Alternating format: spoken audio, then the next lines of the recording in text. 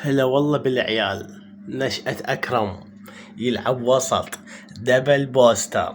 وين ليابا العراقي الأصلي؟ شوفه هذا هو اللاعب الأصلي. 2007 جاب لنا كأس العالم.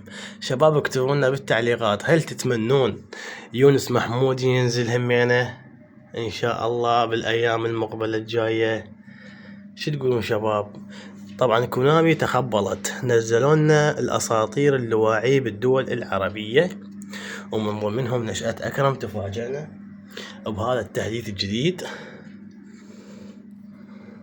مثل ما تشوفون يلعب وسط، هاي القوة خاصة للطورة، هاي الثاني وهاي الثالث، وهاي هجومي. فديتك عين انت يابا. طبعا الصراحة انا ما اعرفهم كلهم. هذا امريكي مبين من على ما هذا ما رأتي، هذا ما ادري شنو. المهم هذا سعودي، هذول الدول العربية، هذا اليابان، ما ادري الصين، هذا البرازيلي، ما اعرف اساميهم صراحة، هذا المغربي، هذا الامريكي نشأة اكرم، وعندك هذا التركي بعد.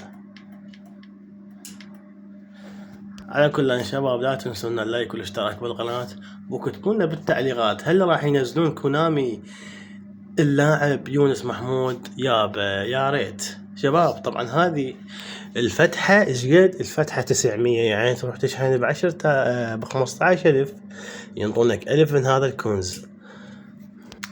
اي ففتحة واحدة، فالله يعلم ايش راح يطلع لك يا نجم من هذول اللواعيب. ويا ريت اذا تريد تشحن وتقول انا اريد يطلع لي هذا انت عاد عندك حظ، فانت احسبها كل لاعب ب15 ألف، يعني كل فتحة ب15 ألف دينار.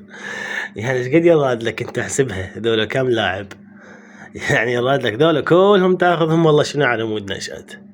فهو هاي شركة كونامي. إيه.